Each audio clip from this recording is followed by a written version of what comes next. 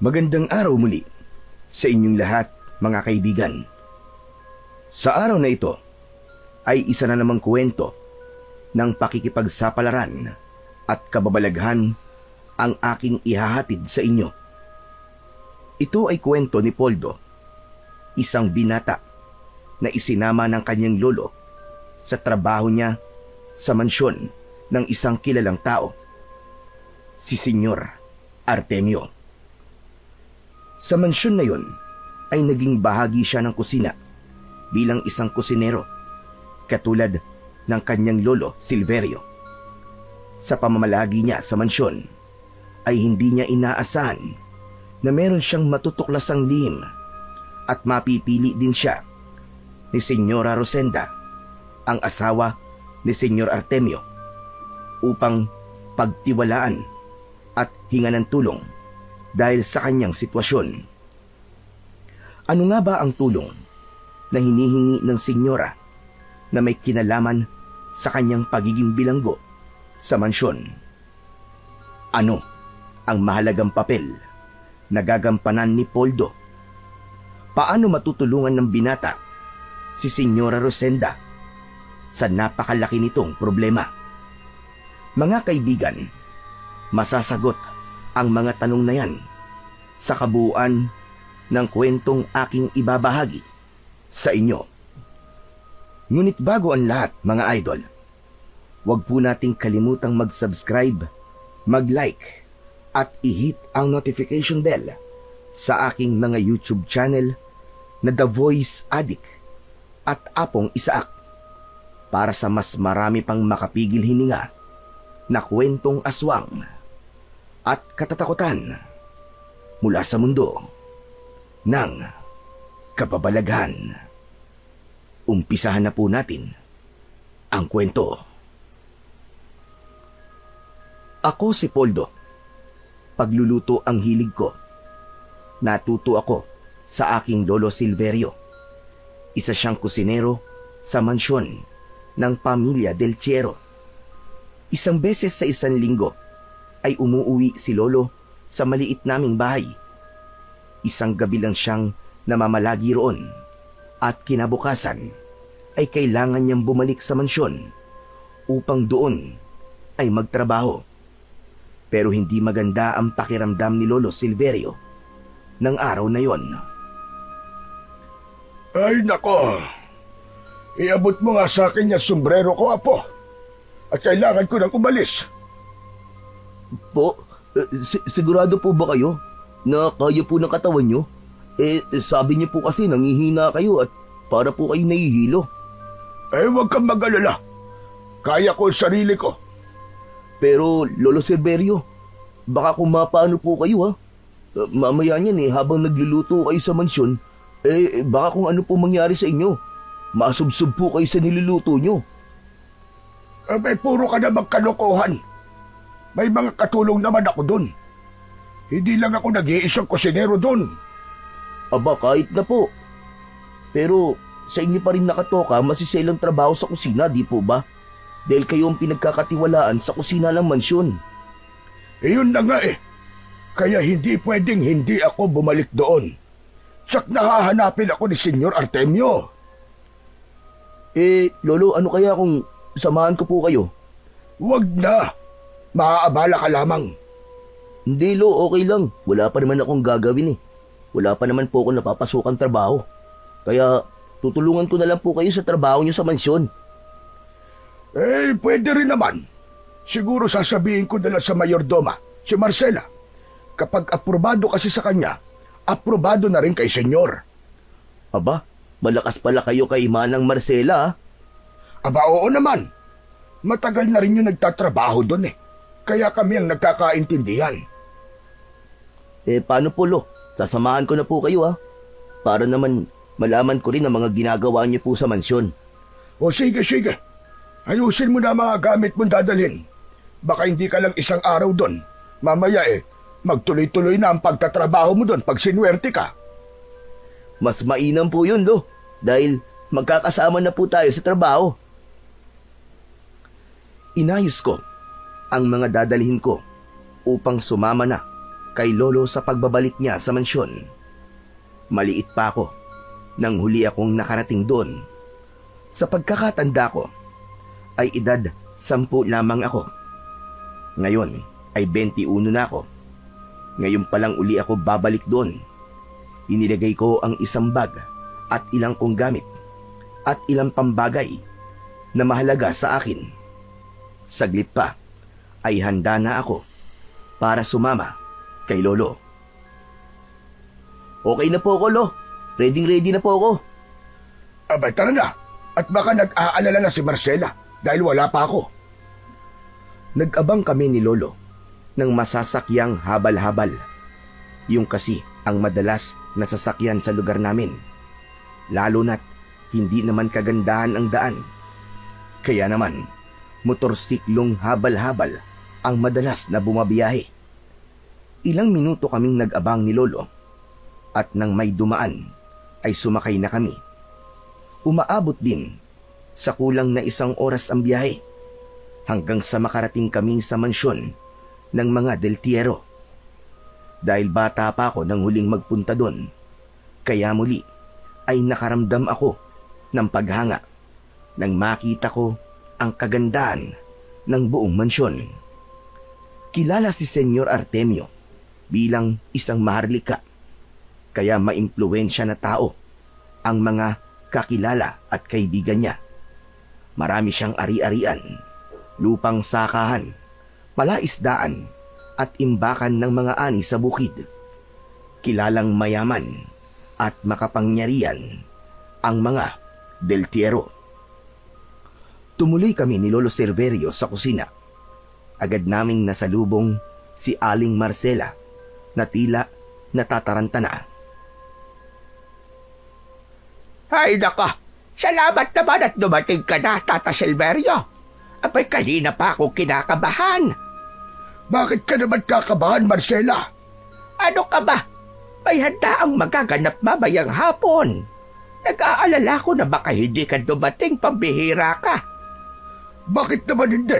Oh, tignan mo, nandito na ako ngayon. Kaya wag ka nang mataranta dyan. Kaya nga, salamat talaga. At teka, sino naman itong kasama mo, binata? Ano ka ba, Marcela? Hindi mo ba nakikilala ang apo ko? Aba, yan na ba si Poldo? Oo naman. Tignan mo nga naman, binata na pala itong apo mo. Mano po, Manang Marcela?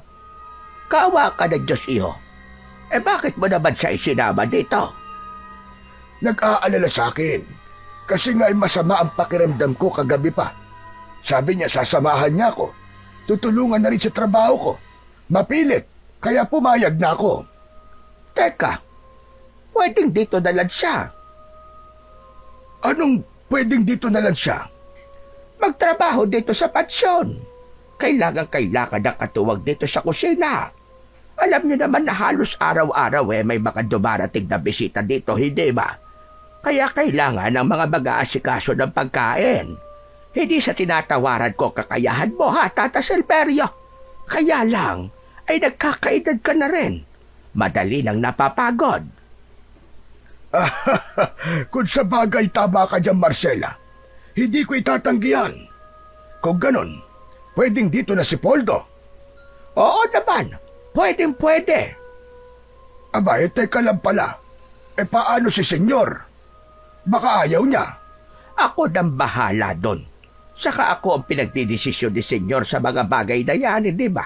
Kaya sabi ko nga, sigurado na yung pagtatrabaho mo dito, Poldo. Naku, maraming salamat po, Manang Marcela. Saka para maturuan ka na rin ng lolo mo. Nakikita ko kasi na ikaw ang hahalili sa kanya para magluto dito sa mansyon. Okay lang ba sa'yo? Aba, opo naman. Saka, hilig ko po talaga ang pagluluto eh. Di mainam kung ganon. Tata Silverio, samahan mo na si Poldo sa kwarto niyo para mailagay na mga gamit niyo roon. Hindi ko na siya isasama sa ibang tauhan. Doon na lang siya sa kwarto ba? Wala problema doon, Marcela. Mas mainam nga na magkasama kami nitong apo ko. Nagtungo kami ni Lolo Silverio sa kanyang kwarto upang iwan doon ang dala naming mga gamit. Ibinaba lamang namin yon at bumalik na kami sa kusina. Bukod kay Lolo, ay may iba pa siyang kasama sa pagluluto. 2 tao yon, isang babae at isang lalaki. Sila pala ang katulong ni Lolo sa mga trabaho sa kusina. May ngiti na binati ako ng mga yon. Kaya ginantihan ko rin sila ng ngiti. Sila ang makakasama ko sa aking bagong trabaho, bukod kay Lolo Silverio. Halika, Poldo. Dito ka sa paghihiwa ng mga gulay.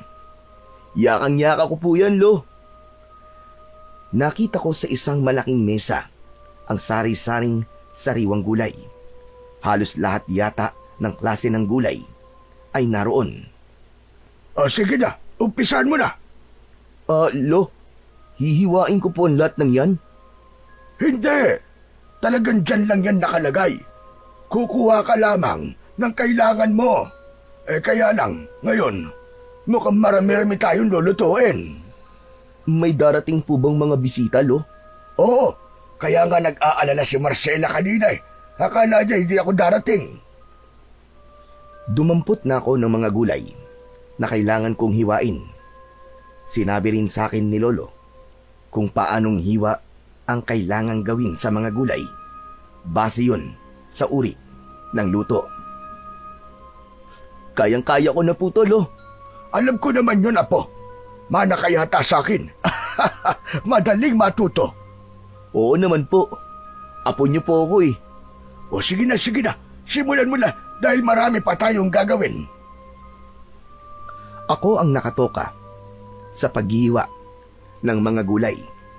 Samantalang ang 2 kasama namin sa kusina ay para naman sa paghihiwa ng mga karne. Inihanda naman ni Lolo Silverio ang kalan at ang mga talyasi na gagamiting lutuan. Talaga nga palang marami-raming lulutuin. Napaisip ako na sino-sino kaya ang mga magiging bisita ni Senyor Artemio. Mga kaibigan kaya niyang kilala rin sa lipunan? Mga maharlika din kayang katulad niya? Mga politiko at mga kontraktor? Maya-maya, sa gagawing pagdiriwang sa mansyon ng Del Piero, ay tiyak na makikita ko ang mga yon. Nakakapagod ang maghapong yon.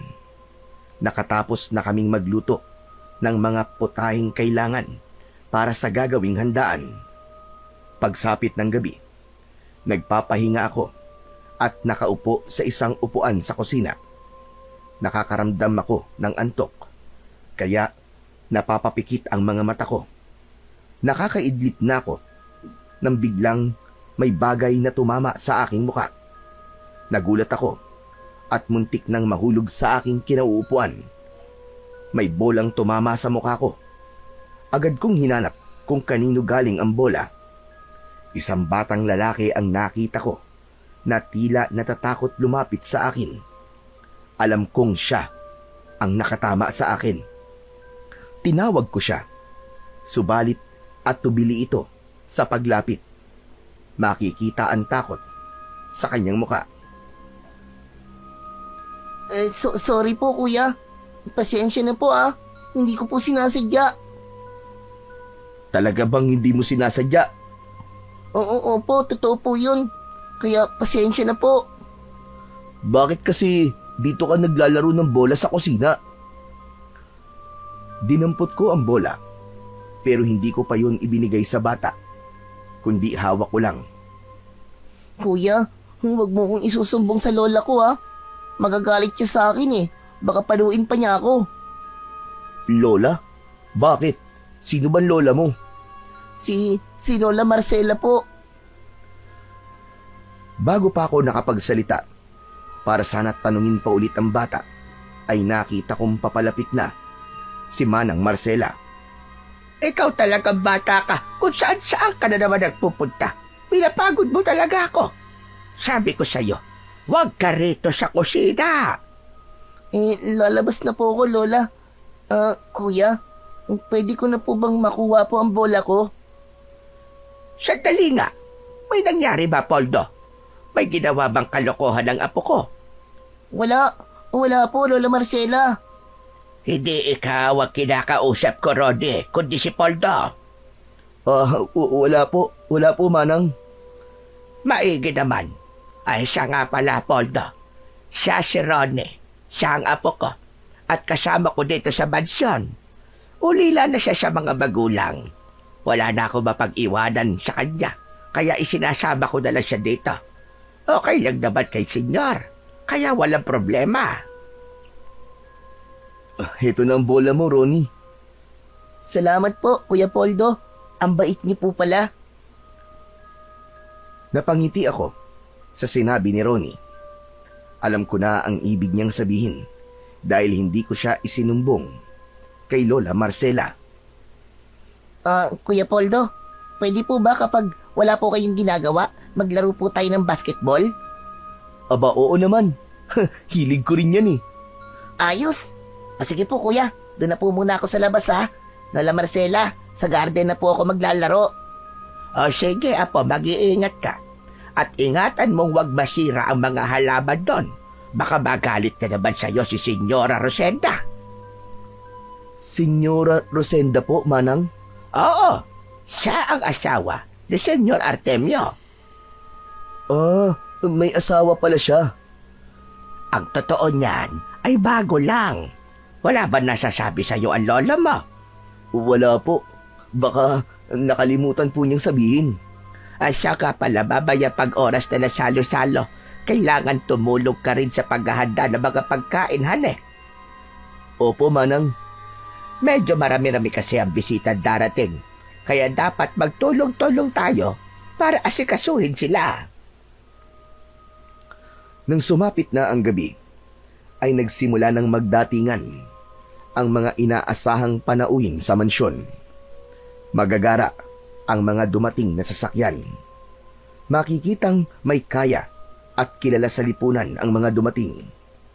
Kasama ang mga kusinero at ilang tauhan sa mansyon, ay naroon na kami sa lugar ng handaan. Pinagbihis kami ng kulay puting pantaas at itim na pantalon upang maging presentable sa pagharap sa mga bisita. Nalaman ko na wala palang mahalagang okasyon, kundi nagpatawag lamang si senyor ng isang salo-salo para sa kanyang mga mayayamang kaibigan.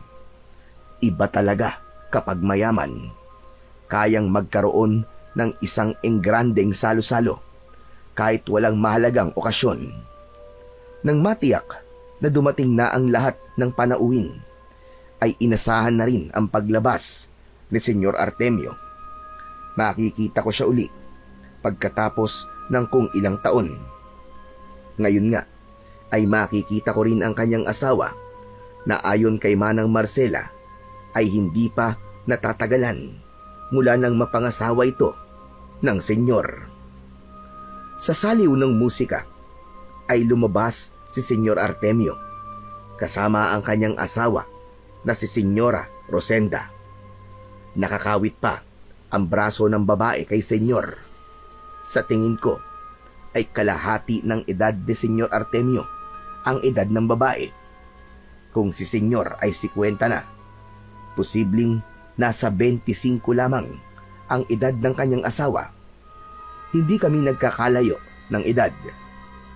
Mababakas sa babae ang kabataan at lalo na ang kagandahan nito. Bagay na bagay sa kanya ang suot na white gown na eleganteng-elegante ang pagkakagawa. Nakatitig ako kay Senyora Rosenda dahil kakaiba ang taglay na ganda. Pero bakas ko sa kanyang muka ang kalungkutan. Napansin pala ni Lolo Silverio ang pagkakapako ng mga mata ko sa asawa ni Senyor. Apo, baka naman matunaw si Senyora Rosenda sa pagkakatitig mo. Si Lolo talaga, oo. Akala mo yata hindi ko napapansin na. Titig na titig ka kay Senyora Rosenda. Lolo, paano ba naman? Ang ganda-ganda po niya. Oo naman, talagang maganda siya. Magugustuhan ba naman siya ni Senyor Artemio kung hindi siya maganda? Kaya alam po, Lo. Pansin ko parang parang may kakaiba. Kakaiba? Abay saan? Kay Senyora po. Alam ko ang ibig mo sabihin, Apo. Hindi ko pa kasi naikikwento sa'yo ang istorya ng asawa ni Senyor. Nakakapagod ang lumipas na gabing yon dahil sa pag-aasikaso sa mga bisita sa mansyon. Kanina, habang abalaan lahat, ay hindi naaalis ang paningin ko kay Senyora Rosenda. Hindi ko maipaliwanag ang nararamdaman ko, pero gandang-ganda ko sa kanya. Marami na rin akong nakitang magagandang babae, subalit iba ang taglay na kagandahan ng Senyora. Dahil nga sa nararamdaman kong paghanga kay Senyora, ay kinulit ko si Lolo Silverio upang malaman ang kwento tungkol dito na paanong naging asawa siya ni Senyor Artemio. Bakit mo naman gustong malaman, Apo? Nagtataka lang po ako, Lolo. Dahil ba napakabata ni Senyora Rosenda para kay Senyor Artemio? Parang ganun na nga po, Lo. Matanong kita, ano bang meron si Senyor Artemio? Kayamanan po, Lo. Pera. Saka may malaki po siyang mansyon. Tapos sabi mo nga, marami siyang negosyo. Yun na nga yun. Yun ang sagot kung bakit si Rosenda ang napangasawa ni Senyor. Dahil mayaman? Dahil may impluensya? Oo, Apo.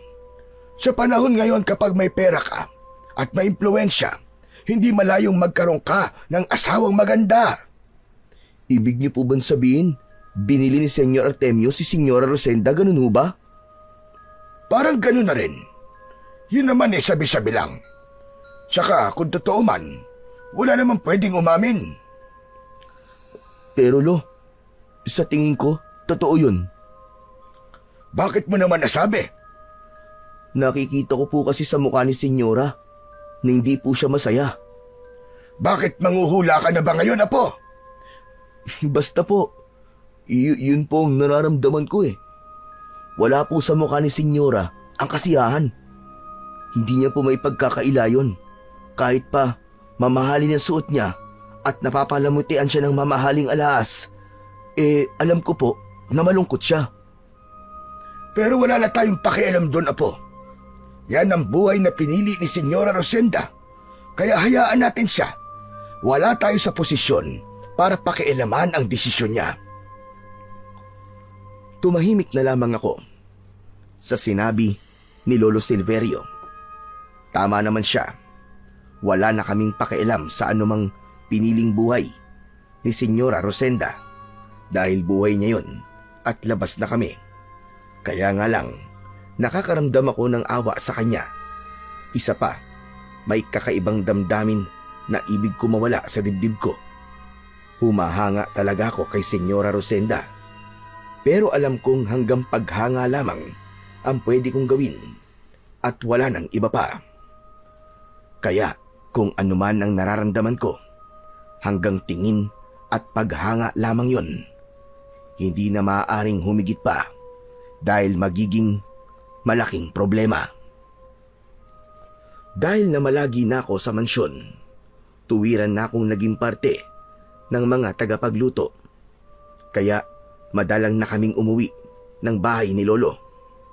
Kapag may mga ekstrang oras at walang mga magaganap na handaan sa mansyon, ay madali lamang ang aming nagiging trabaho. Kaya nagkakaroon ako ng pagkakataon para makipaglaro kay Ronnie. Buti na lang, konti lang ang gagawin niyo, Kuya Poldo. Nakapaglaro tayo ng basketball. Oo nga eh. Ang husay mo pala maglaro, Kuya, no? Hindi naman masyado. Hindi, mahusay ka, Kuya. Ang galing mo mag-shoot eh. Kada tira mo, pasok. 3 points! Kaya mo rin yun. Basta, lagi ka lang magpa-practice. Ginagawa ko naman yung Kuya eh. Pero hanggang ngayon, bano pa rin ako. Ganun talaga, kaya tiyagaan lang. Sabi nga kapag may tiyaga, may sinigang. Parang hindi yata ganun yung Kuya Poldo. Kapag may tiyaga, may adobo. Joker ka rin pala, ah. Hindi ka naman kalbo. Kayo rin, Kuya Poldo. Joker ka rin. Hindi ka naman kalbo. Kuya, tignan mo. Ang alin? Si Senyora papalapit dito sa atin. Naku, lagot tayo. Ha? Bakit naman lagot? Kwan kasi. May inutos nga pala sa akin kanina si Senyora kaya lang nakalimutan ko. Kasi nakita kita. Tapos nagyaya ako mag-basketball tayo. Yung utos niya, ayun, nakalimutan ko na. Naku, paktay ka talagang bata ka. Anong gagawin ko, Kuya Poldo? Tulungan mo ko. Baka magalit siya sa akin. Tapos isusumbong pa ako kay Lola Marcela. Lalo kung delikado nito. Baka maagupit ako ng pamalong patpat ni Lola. Teka, parang nagkakasarapan yata ang kwentuhan niyo, Ronnie. Senyora, ano po, pasensya na po.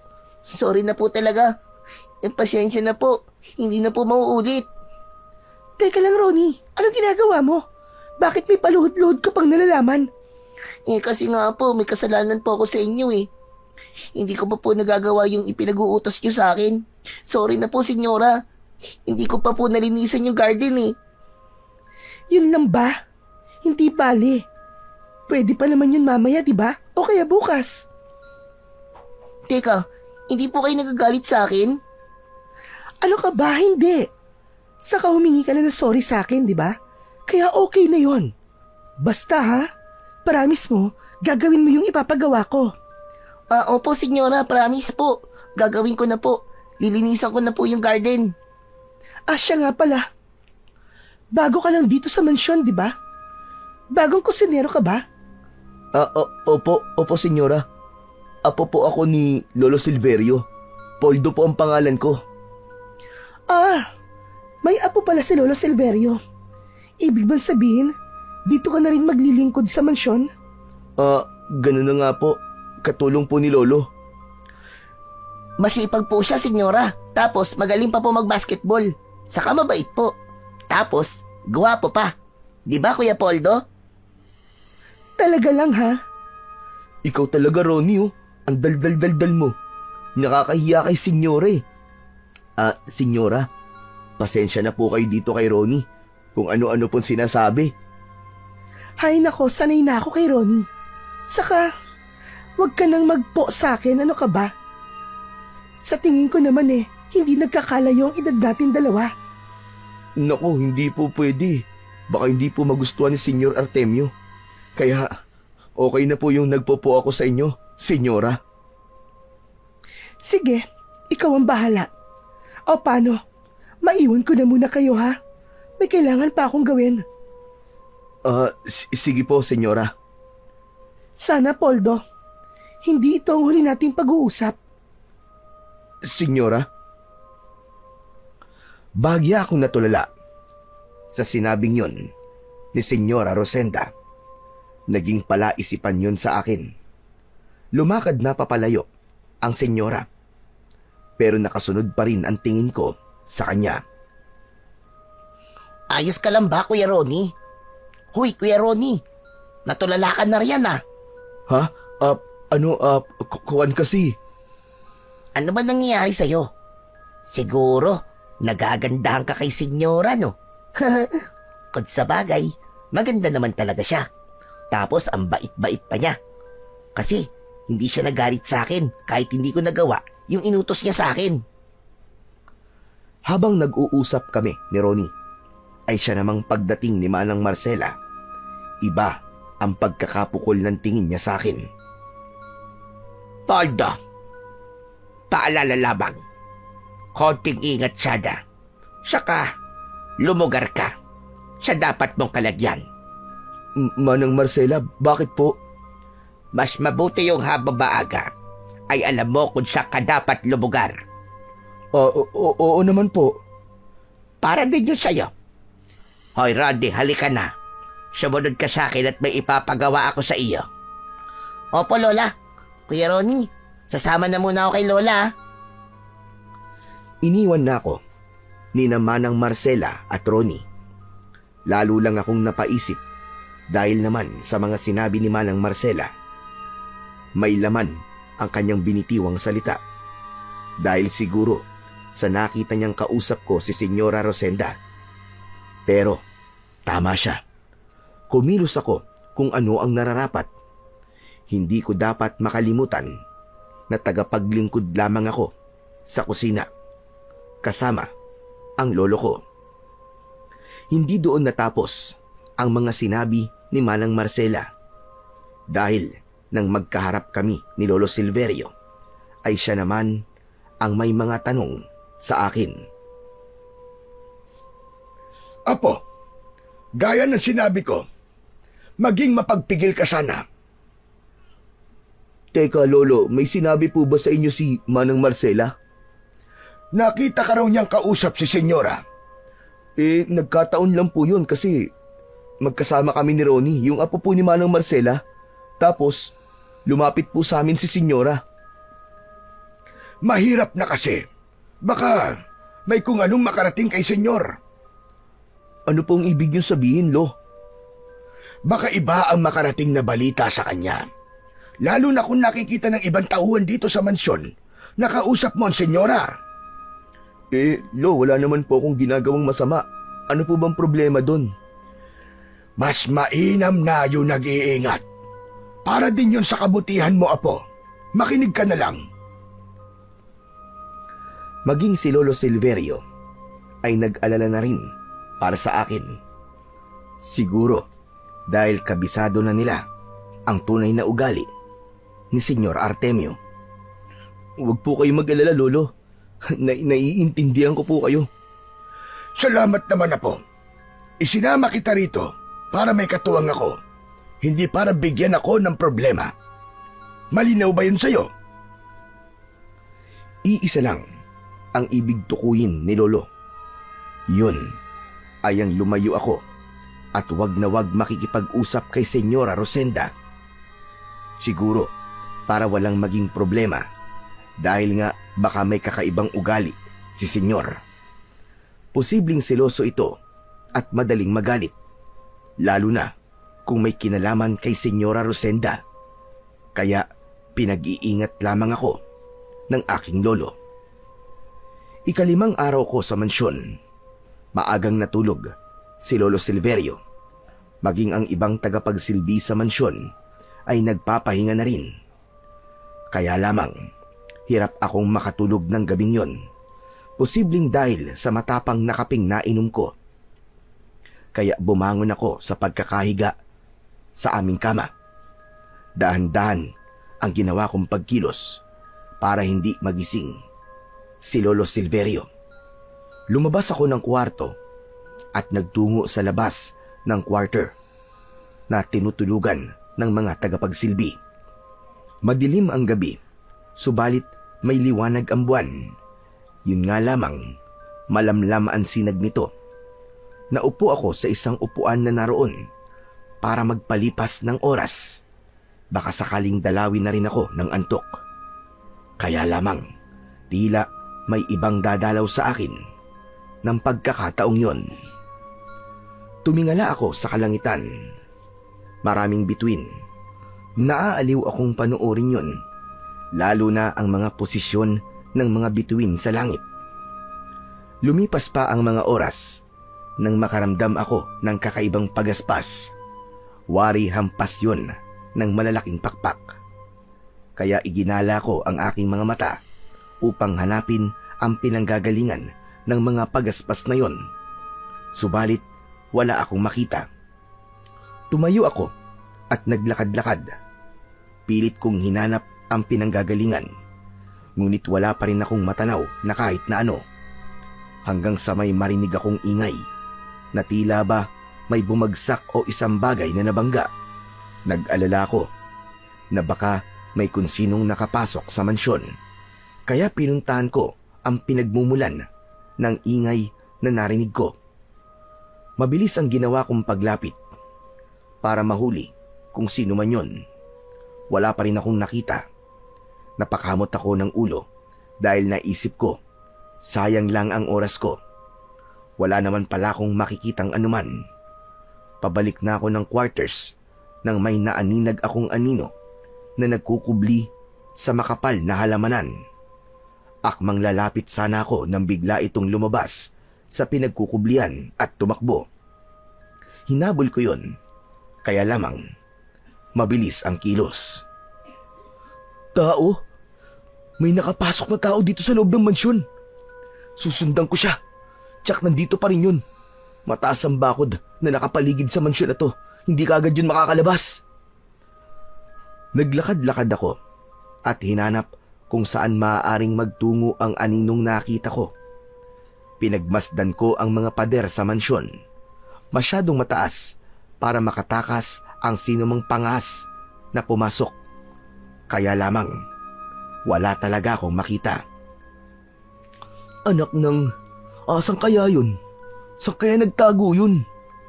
Imposible namang bigla na lang yun mawawala. Nakapagtataka naman. Patuloy kong iginala ang aking mga mata sa paligid-ligid. Subalit wala talaga akong makita. Kaya nagdesisyon na akong bumalik sa kwarto. Nakakaramdam na rin ako ng antok. Kailangan ko nang matulog. Kaya lamang may tumawag sa akin. Si Manang Marcela yon. Gising ka pa, Poldo. Abay, malalim na ang gabi ah. Hindi po kasi ako dalawin ng antok kanina, Manang Marcela eh. Kaya naisipan ko pong lumabas muna ng kwarto at maglakad-lakad. Para magpahangin po. Matulog ka na. Bukas ay marami pa tayong gagawin. Manang, teka. May naramdaman din po ba kayo kanina nung nandito po kayo sa labas? Naramdamang ano? May mga pagaspas po kasi ako narinig kanina. Para bang tunog po ng kung anong lumilipad. Pagaspas po ng malalaking pakpak. Tapos kanina lang may nakita po akong anino na tumakbo. Pero hindi ko na po inabutan eh. Ano bang mga sinasabi mong bata ka? Manang, totoo po yun. Hay nako. Baka naman namamalik mata ka lang. O guni-guni mo lang yung narinig mo at nakita. Pero imposible po eh. Saka gising na gising po ako. Pero wala akong narinig o naramdaman na kahit na ano. Wala rin akong nakita gaya na sinasabi mo. Pero totoo po ang sinasabi ko sa inyo, Manang Marcela. Naisip ko nga po na baka may nakapasok po dito sa mansyon eh. Pambihira. Sa taas ng bakod dito, mahirap makapasok ang kahit na sino. Yun nga po ang iniisip ko eh, kaya nagtataka ako. Dahil wala naman po ako nakita nung sundan ko po yung aninong sinasabi ko sa inyo. Hay nako. Mabuti pa'y matulog ka na lang. Kalimutan mo na kung ano man yung naramdaman at nakita mo. Sabi ko nga sa iyo, baka guni-guni mo lang iyon. Hindi ko alam kung nagkukunwari lang si Manang Marcela na wala talaga siyang naramdaman o nakitang anuman. Dahil sigurado ako sa lahat ng mga sinabi ko sa kanya, wala ring dahilan para gumawa ako ng kwento sa kanya. Kinabukasan ay ipinaalam ko kay Lolo Silverio ang mga naging karanasan ko ng gabing lumipas. Huwag mo nalang pansinin yun na po. Baka tauhan lang dito sa mansyon yung narinig at nakita mo. Pero Lo, ba't kailangan magtago pa siya, di ba? Ewan ko. Baka trip lang niya. Si Lolo talaga, oo. Apo, kung may nawala o may nangyaring hindi maganda dito sa mansyon, tsak namang ipapaalam nila sa atin. Pero wala naman, di ba? Kaya ibig sabihin, walang dapat ipag-alala at ikabahala. Walang nawala at walang masamang nangyari dito sa loob ng mansyon. Napaisip ako na tama rin naman si Lolo Silverio. Kung may hindi magandang pangyayari, malamang ipinaalam na sa amin yon para mag-ingat. Kung may nanakaw naman, tiyak sasabihin rin sa amin yon at posibleng ang mapagbintangan pa kami. Kaya lamang, walang masamang balita na ipinaalam sa amin. Pero hindi na maalis sa isip ko ang tungkol sa pangyayaring yon. Kapag ganung walang mga mahahalagang handaan sa mansyon, ay obligado kaming gumawa ng ibang bagay. Kaya si Lolo Silverio lamang ang naiwan sa kusina, kasama ang ilang mga tagapaglingkod sa mansyon. Samantalang sinabihan ako ni Manang Marcela na tumulong muna sa pag-aasikaso ng hardin dahil marami ng damo ang tumutubo. Kailangang bunutin ang mga yon at ayusin ang ibang halaman. Madali lang naman yon dahil sanay din ako sa gawain sa bukid. Kaya sinimulan ko ng ayusin ang mga halaman na naroon. Binawasan ko ng mga daon ang halamang may makakapal na dahon at inalis ang mga sangang natutuyo na. Abala ako sa pag-aasikaso ng mga halaman nang maramdaman ko na may lalaking lumapit sa akin. Huminto siya at tumayo sa aking harapan. Iniangat ko ang aking ulo para tignan kung sino ang lalaking nasa harapan ko. Muntik na akong mapatihaya nang makita kong si Senyor Artemio pala ang nasa harapan ko. Agad akong tumayo at nagbigay ng galang sa kanya. Magandang araw po, Senyor. May kailangan po ba kayo sa akin? Wala naman. Nakita ko lang na abala ka sa ginagawa mo, kaya nilapitan kita. Ikaw ba ang apo ni Tata Silverio? Opo, Senyor. Ako nga po. Poldo po ang pangalan ko. Maaasahan ang lolo mo, Poldo. Matagal na siyang nagsisilbi dito sa mansyon. Opo, Senyor. Sa pananatili niya rito ay naging tapat siya at wala akong naging problema sa kanya. Ngayong nandito ka na rin, gusto kong maging katulad kanya. Walang binibigay na problema. Opo, Senyor. Makakaasa po kayo. Hindi ko rin po ipapahiya ang lolo ko. Mabuti naman kung ganon. Mabuti na't nagkakaintindihan tayo. Opo, Senyor. O sige na, ituloy mo na ang ginagawa mo. Pagbutihan mo, Poldo. Umalis na sa harap ko si Senyor Artemio. Tumalikod na siya at sinundan ko siya ng tingin. Hindi naman siya galit sa akin habang kausap ako. Subalit ramdam ko na may ibig ipahiwatig ang kanyang mga sinasabi. Pero syempre, gaya ng aking ipinangako, hindi ko bibigyan ng kahihiyan ang lolo ko. Kaya lamang, tila ang problema ang siyang gustong lumapit sa akin.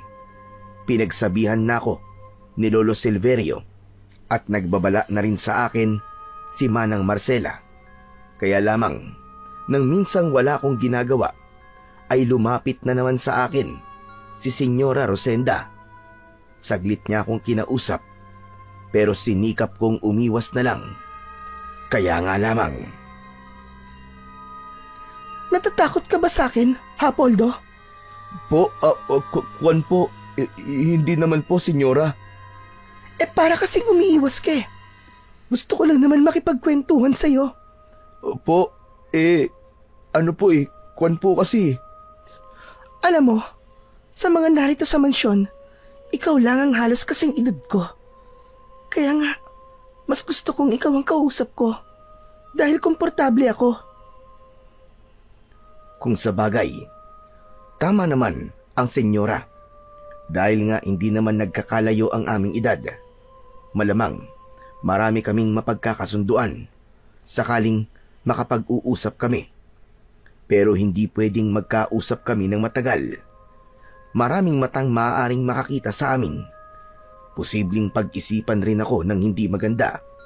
Kaya kailangan kong dumistansya na lamang kay Senyora. Nako, Senyora. Sorry po talaga.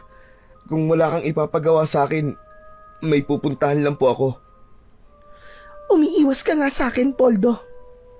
Natatakot ka ba? Kanino? Kay Artemio? Senyora, mas mainam na po yung lumayo na lang po ako. Akala ko pa naman, ikaw ang maaasahan ko.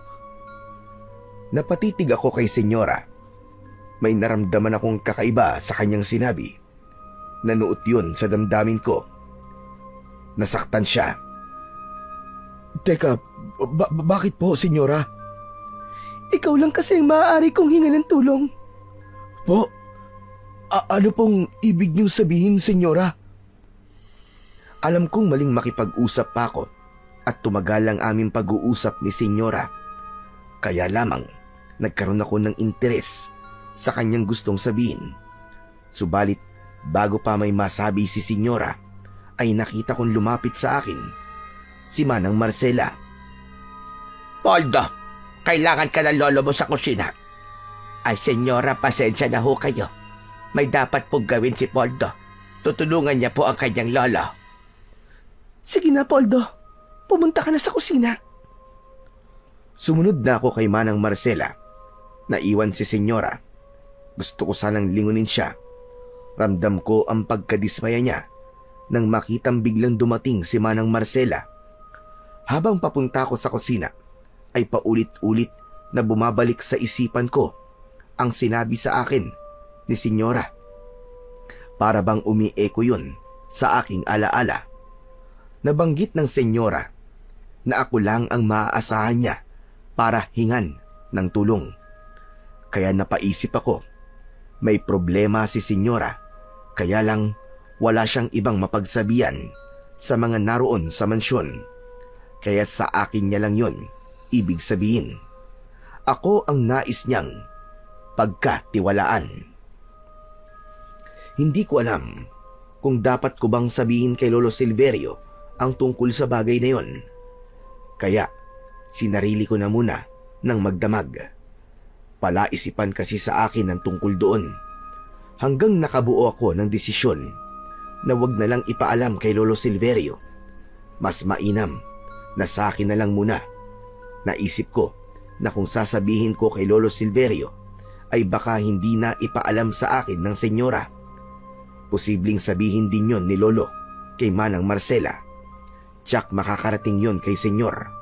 May hinala akong merong kinalaman sa pananatili ni senyora sa mansyon, ang bagay na nais niyang ihingi ng tulong. Sa ilang linggong pamamalagi ko sa mansyon, ay hindi ko nakikitang magkasama si Senyor Artemio at Senyora Rosenda. Maliban lang sa handaan na nangyari kung saan ay magkasama silang humarap sa mga bisita. Maging sa pagkain ay hindi magkasama ang mag-asawa. Nakikita kong hinahatiran ng pagkain ng ibang tagapagsilbi ang senyora sa kwarto nito. Samantalang si Senyor Artemio ay kumakaing mag-isa sa komedor. Hanggang ang mga pagtataka kong yun ay unti-unti na nagkaroon ng linaw. Kuya Poldo, may sasabihin sana ako sa iyo eh. Pero mag-promise ka muna sa akin na wala kang ibang pagsasabihan. Ha? Oo, sige, promise. Wala akong pagsasabihan. Ano ba yun, Ronnie? Halika, lumapit ka sa akin, kuya. Ibubulong ko sa iyo. Ha? Ikaw talaga. Gusto mo pang ibulong sa akin? Kasi nga, baka may ibang makarinig eh. Baka mamaya chismis lang yan, Ronnie, ha? Mapipitik talaga kita sa ano mo. Sige ka. Kuya Poldo, ang dami mo kagad sinasabi. Hindi mo pa nga naririnig. Ano nga ba yun? Inilapit ko kay Ronnie ang aking tenga para ibulong niya sa akin kung ano ang nais niyang ipaalam sa akin. Nanlaki ang mga mata ko at hindi ako makapaniwala sa sinabi sa akin ng bata. Huy Ronnie, huwag kang gumagawa ng kwento ha, delikado yan. Mamaya fake news yan eh. Kuya, hindi to fake news. Kasi nga, nakita ko at narinig ko sa kanila. Kaya, totoo ang sinasabi ko, kuya. Kung saan-saan ka kasi nagpupunta, kaya hayan. Kung ano-ano naririnig mo. Hindi ko naman sinasadya yun, kuya eh. Nagkataon lang talaga na narinig ko. Hindi pa rin ako makapaniwala. Dapat maniwala ka, kuya, dahil totoo yun. Kuya, aalis na muna ako. Baka may ipapagawa sa akin si Lola Marcela eh. O sige, Ronnie. Yung usapan natin, kuya, sabi ko sa atin lang yun. Oo, huwag ka mag-alala. Hindi makakalabas yun. Sa atin lang yun. Wala na si Ronnie, pero ang sinabi niya ay tumatak sa isipan ko. Hindi yun basta maaalis, lalo na't may kinalaman yon kay Senyora Rosenda. Ngayon ko napagtanto at napag-ugnay-ugnay ang sinabi sa akin ni Senyora at ang ibinulong ni Ronnie. Ayon kay Ronnie, ay narinig niya na nag-aaway sina Senyora Rosenda at Senyor Artemio sa kanilang kwarto. Bukod doon, ay sumisigaw at umiiyak ang babae. May mga sugat at pasarin sa kanyang braso at binti si Senyora Rosenda. Yun nga lang, hindi mapapansin dahil laging mahaba ang suot na damit nito na abot sa talampakan. Pero sa mga mata nito ay mapapansin na tila galing ito lagi sa pag-iyak. May hindi nga magandang nangyayari kay Senyora Rosenda dito sa mansyon. At yun ang ibig niyang ihingi ng tulong sa akin. Samantala, nang sumunod na araw, ay nagpasya si Lolo Silverio na umuwi muna ng bahay. Kaya naiwan ako sa mansyon. Hindi niya na ako isinama dahil kailangan ako doon. Sa akin kasi ibinili ni Lolo ang mga dapat gawin. Sabi ni Lolo ay ilang araw din siyang mawawala dahil meron siyang dapat asikasuhin. Dapat din niyang bisitahin ang aming mga tanim na naiwan. Baka daw may iba nang kumukuha at pinakikinabangan ng kung sino. Dahil nag-iisa ko sa kwarto na tinutuluyan namin ni Lolo Silverio, hindi ko inaasahan na may makakapasok ng gabing yun sa kwarto. Ang alam ko'y inilak ko ang pinto bago ako natulog. Subalit may nakapasok pa rin na ibang tao. Patay ang ilaw kapag ako'y natutulog dahil mababaw lang ang tulog ko. Naramdaman ko na may nakapasok sa loob ng kwarto. Sino ka? Ba't nakapasok ka dito sa loob ng kwarto? Paano mo itong nabuksan? Wala akong napakinggang sagot mula sa taong pumasok sa loob ng kwarto. Kinapa ko sa ulunan ng higaan ko ang arnis na inilagay doon ni Lolo Silverio.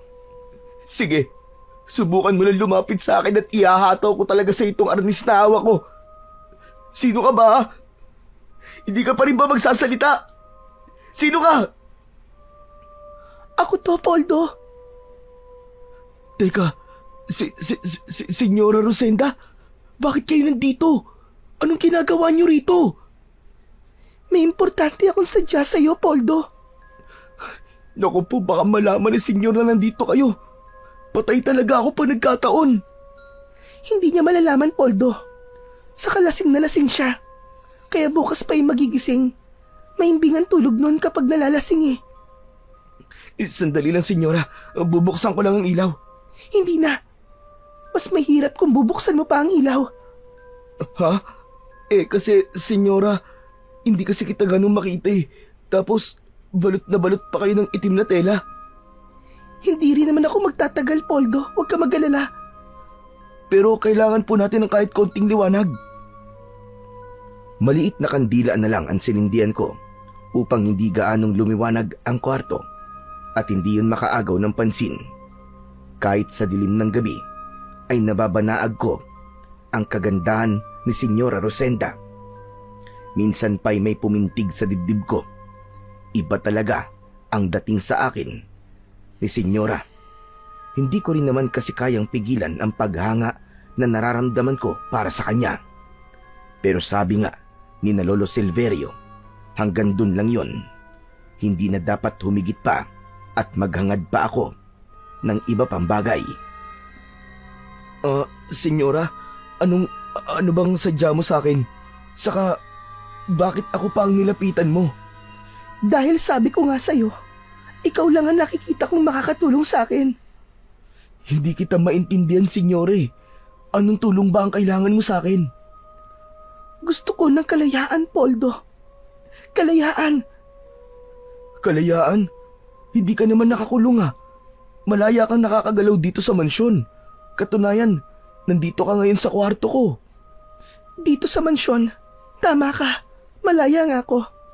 Pero ang totoo, isa akong bilanggo. Pero nakakalabas ka naman, di ba? Isinasama ka ni Senyor kapag may mga lakad siya. Tama ka. Dahil kailangan ng mga taong makakaharap niya na makita ko bilang kanyang asawa. Pero bakit sinasabi mong bilanggo kayo? Ano bang tinutukoy nyo? Bilanggo ang buong pagkatao ko, Poldo. Hindi ito ang buhay na gusto ko. Wala akong kalayaang gawin ang gusto ko. Puno rin ng takot ang buong buhay ko. Isang mali kong kilos, maaaring may mangyaring masama sa akin. Pwedeng bigla na lang ako mawala.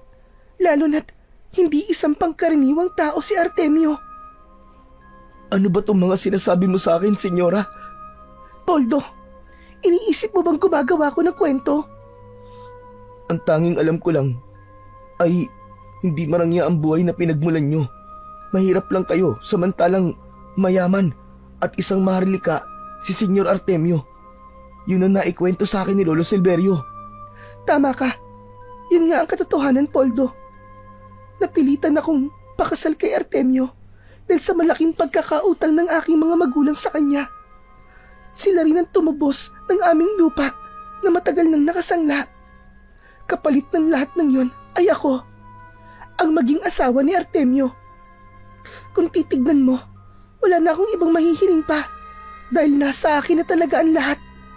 Pero hindi na susukat sa kasaganaan at kayamanan ang kasiyahan ng isang tao. Kung ganon, senyora, hindi ka masaya? Kailangan mo pa bang itanong sa akin yan? Kung masaya ako, hindi ako lalapit sa'yo. Hindi ako hihingi ng tulong. Pero, senyora, ano bang ibig mong mangyari? Gusto ko na ng kalayaan. Ayoko nang maging bilanggo, Poldo. Maaari ka naman tumakas anumang oras eh. Maaari mong gawin yun. Nakikita ko namang hindi ka pinaghihigpitan lumabas ng mansyon. Basta may kasama ka lang na tauhan niya. Oo nga. Pero hindi ko rin kasi kayang tumakas at magtungo kung saan. Kung sarili ko lang ang iisipin ko, maaari kong gawin yun anumang oras. Kaya lang, hindi ako maaaring maging makasarili. Dahil kapag umalis ako at tumakas, malalagay sa peligro ang buhay ng mga magulang ko. Kung ganun, hawak nila ang mga magulang mo, ganun ba? Tama ka, Poldo. Araw-gabi ay may nagbabantay sa kanila. Kaya sa oras na may gawin akong hindi niya magugustuhan, ang mga magulang ko ang kanyang paghihigantihan. Sila ang sasaktan ni Artemio. Ba kung anong gawin sa kanila? Grabe, ang sama pala niya. Mapagkunwari si Artemio. Puno ng kasinungalingan ang pagkatao niya. Kung sa bagay, hindi yun nakapagtataka. Poldo, mahal na mahal ko ang mga magulang ko. Hindi ko kayang masaktan sila dahil sa akin. Dahil nga sa pagmamahal ko sa kanila, kahit labag sa loob ko, ay pumayag akong pakasal sa taong hindi ko naman mahal. Kahit na kay Artemio, na lahat ng kayamanan, katanyagan at kapangyarihan. Walang halaga sa akin yun. Naiintindihan kita, Senyora Rosenda. Siguro kung nasa ganyang sitwasyon din ako, baka ganun din ang gawin ko eh. Pagod na ako, Poldo. Hindi ko na kayang patuloy na maging bilanggo. Sabi ko nga sa'yo, kailangan ko ng kalayaan. Iniisip mong ako ang makakatulong sa'yo, Senyora? Oo, Poldo. Dahil nakikita ko yun sa mga mata mo. Hindi na ako magpapaligoy-ligoy pa. Gusto mo ba ako?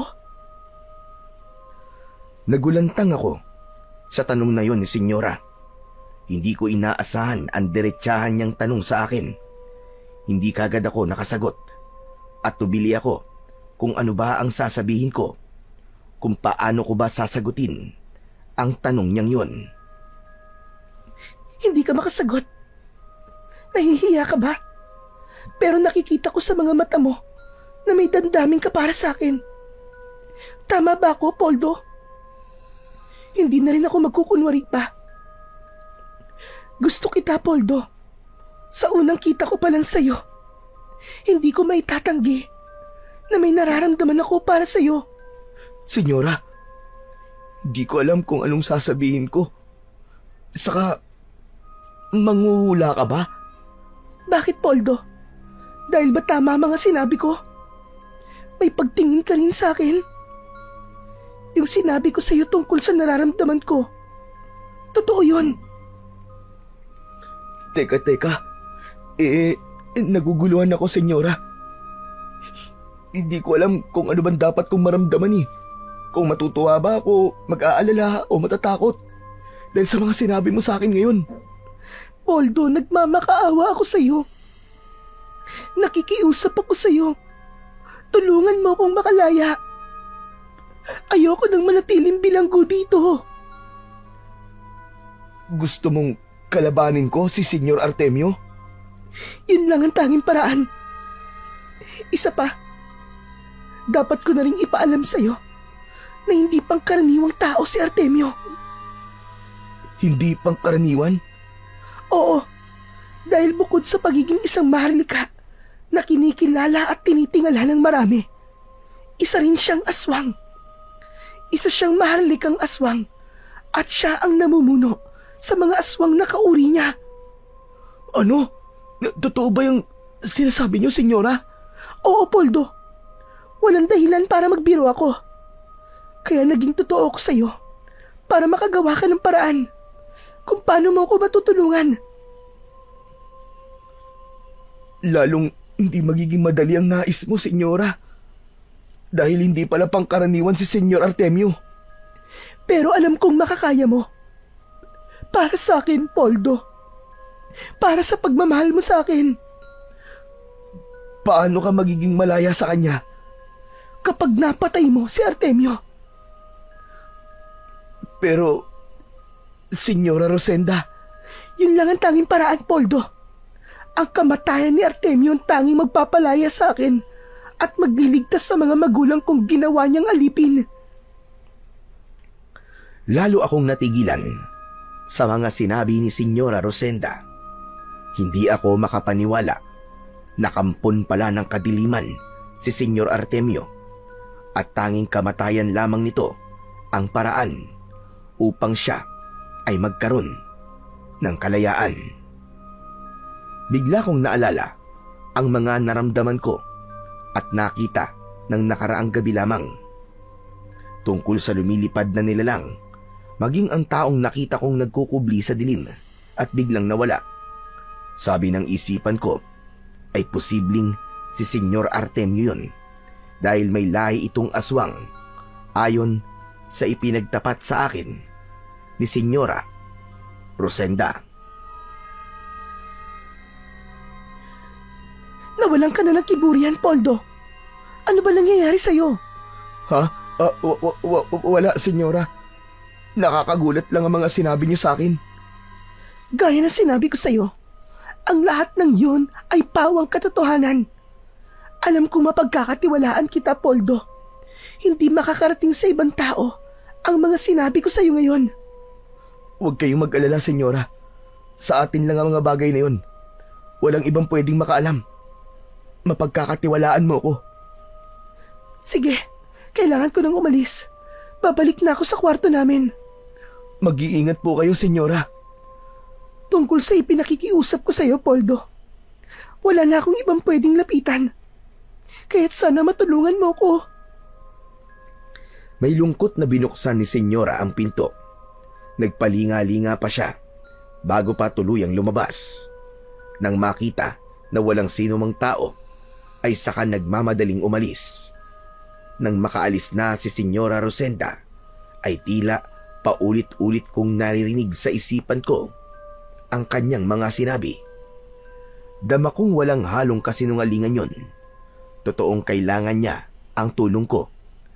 Nababakas ko sa kanyang muka ang labis na kalungkutan at hirap ng kalooban. Subalit handa nga ba ako para tulungan siya? Bumalik na ako sa kama upang matulog. Mahaba pa ang magdamag, kaya lamang hindi ako dalawin ng antok. Narinig ko ang tilaok ng manok. May mga manok na alaga sa mansyon dahil doon kinukuha ang mga kinakatay na sariwang karne ng manok. Hindi nga ako dinalaw ng antok hanggang sa sumapit na ang pagbubukang liwayway. Kaya naman kinabukasan sa pagtatrabaho ko sa kusina ay napansin ni Manang Marcela na tila matamlay ako at may pagkakataong napapapikit kapag umuupo ako para magpahinga. Sandali nga. Okay ka lang ba, Poldo? Para bang nanlalambot ka? May sakit ka ba? Ha? Wala naman po, Manang. Kanina ko pa kasi napapansin na parang hirap kang kumilos. May iniisip lang po ako, Manang. Ang lolo Silverio mo ba?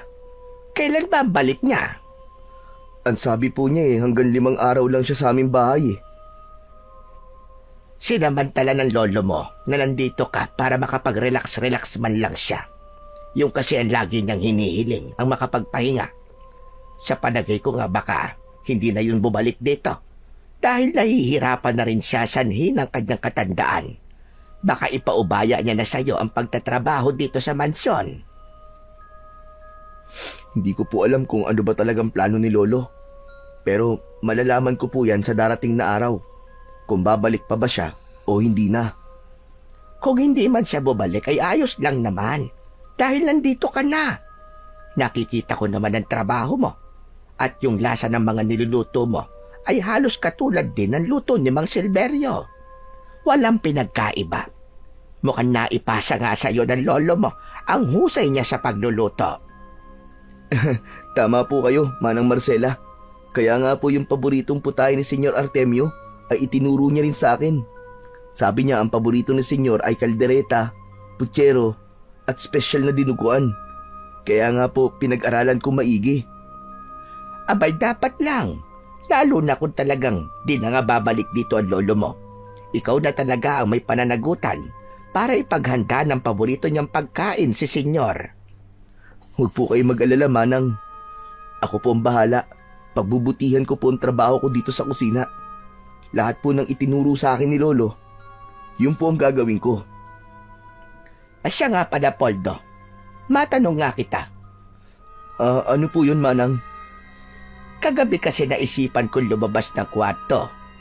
May nakita akong lumabas galing sa tinutuluyan mo. Hindi ko ganong maaninag kung sino. Palibhasa'y gabi na at medyo malabo na rin ang mata ko. Poldo, baka may ginagawa kang kalokohan. Nagpapapasok ka na kung sino sa kwarto mo kapag 10 oras ng gabi. Ha? Si Manang talaga, Kwan po. Ako po yung nakita niyo lumabas ng kwarto. Naisipan ko po lumabas kagabi para magpahangin. Sigurado ka ba? Nagsasabi ka ba ng totoo? Opo, Manang. Nainip po kasi ako kagabi. Lalo na wala naman po akong kasama dahil wala po si Lolo. Kaya yun nga, naisipan ko po lumabas para magpahangin. Saan ka naman nagpunta? Hindi ka naman pwedeng lumabas ng mansyon ng ganong oras. Sa ano po? Sa garden. Doon po ako tumambay. Nag-relax lang po ako doon. Medyo malakas po ang hangin doon kaya doon po ako nagpalipas ng oras. Sana nga ay totoo at sinasabi mong bata ka. Iniisip niyo po ba nagsisinungaling ako, Manang? Abay, malay ko ba? Manang, ako po talaga yung nakita niyo kagabi. Kaya wag na po kayo mag-isip ng kung ano. Pero magpapaalala pa rin ako sa iyo, Poldo. Sabi ko nga sa iyo, dapat kang lumugar sa dapat mong kalagyan. Wag na wag kang gagawa ng anumang bagay na maaari mong ikapahamak. Dahil hindi lang ikaw ang malalagay sa peligro, kundi maging ang lolo Silverio mo. Naiintindihan mo ba? Pagkatapos akong kausapin ni Manang Marcela, muli pa'y pinagsabihan ako bago niya tuluyang iwan. Napaisip din ako na di kaya nakilala niya si Senyora nang lumabas ito galing sa kwarto ko nung nakaraang gabi. Baka gusto lang niya akong huliin. Lalo lang akong nakaramdam ng pagkabahala. Lalo na't hindi ko rin tiyak kung kanino ba higit napapanig si Manang Marcela. Napaisip ako kung alam ba ni Manang ang paghihirap ng kalooban ni Senyora dahil sa pakikisama niya kay Senyor Artemio. Pero base sa mga sinabi sa akin ni Senyora, ako lang ang pinagsabihan niya tungkol sa bagay na yon, maging ang kanyang nararamdaman. Maaring wala ngang alam si Manang.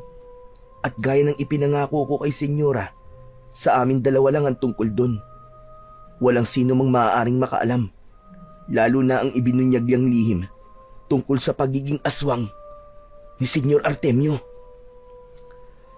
Dahil malaya namang nakakagala at nakalalabas ng kanyang kwarto si Senyora Rosenda, kaya may mga pagkakataon na nakikita niya ako. Puno ng pakikiusap ang kanyang mga tingin sa akin. Mga tingin na tumatagos sa puso ko ang ibig niyang ipahiwatig. Yun nga ay ang paghingi niya ng tulong. Hindi na niya kayang magtagal pa sa mahirap na sitwasyong kinalalagyan niya. Ayon nga sa kanya, ibig na niyang maging malaya. Ayaw niya nang manatiling bilanggo.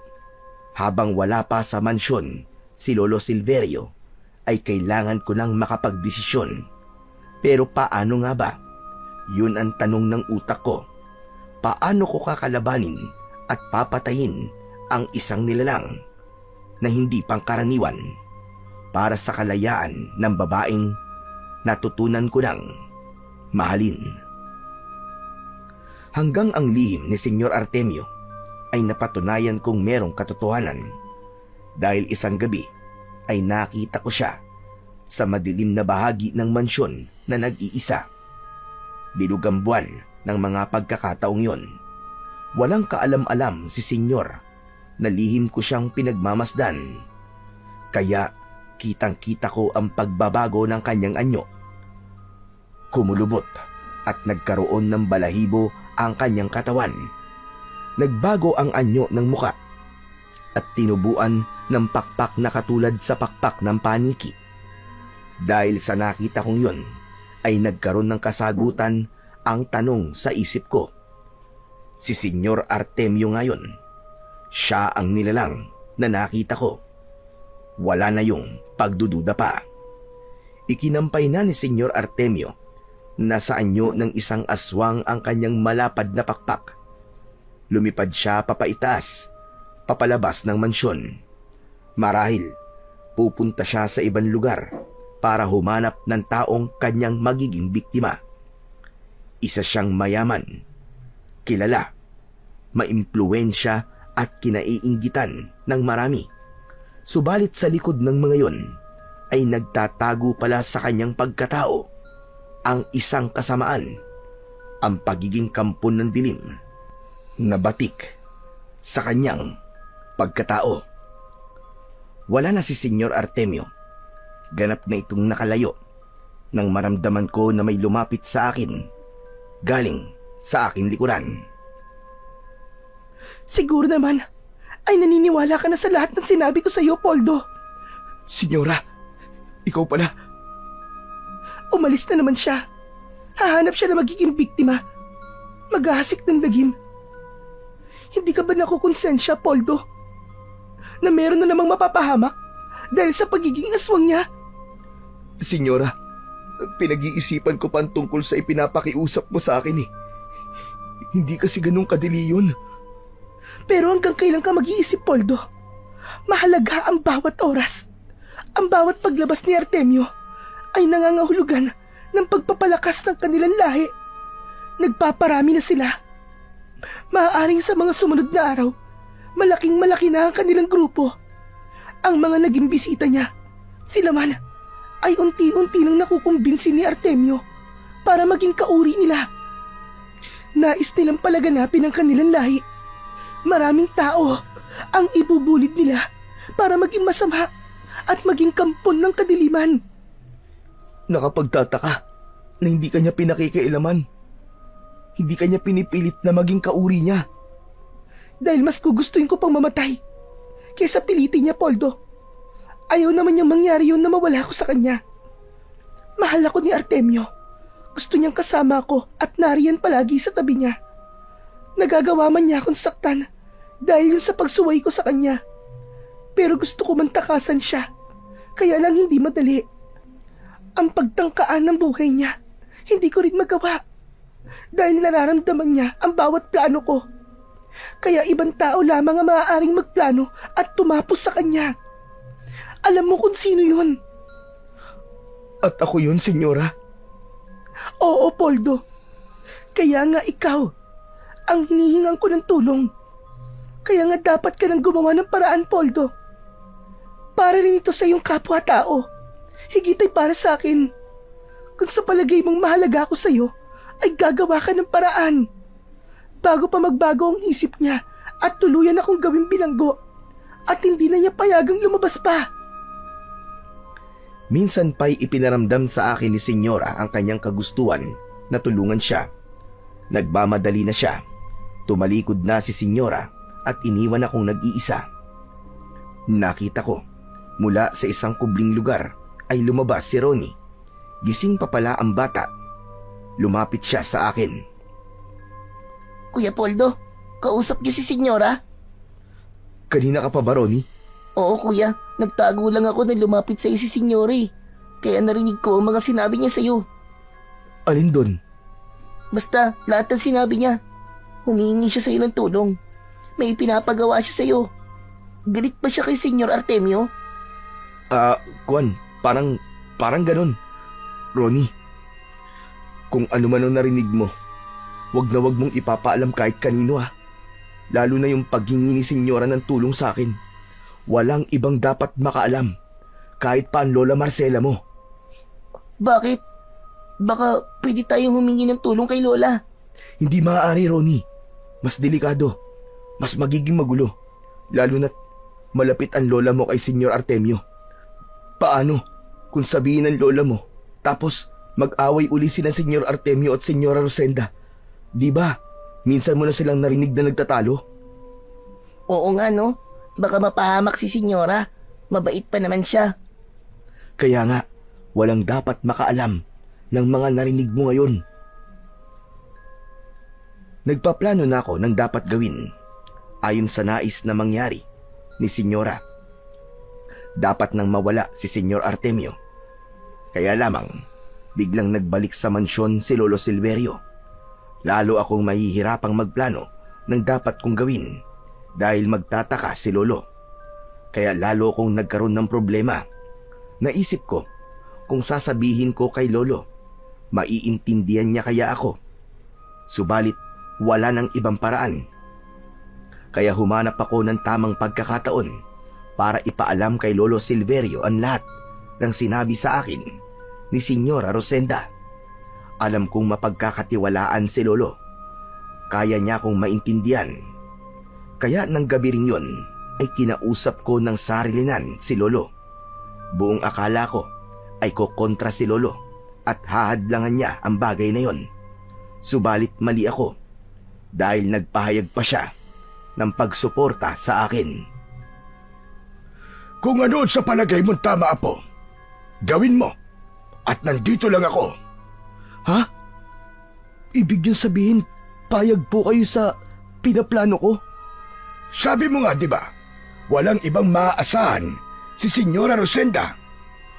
Opo, Lolo. Pero Lo, ibig po bang sabihin ay okay lang po na mawala po si Senyor? Ang totoo, Apo, matagal ko nang naririnig at nagkakahinala na rin ako sa totoong pagkatao ni Senyor Artemio.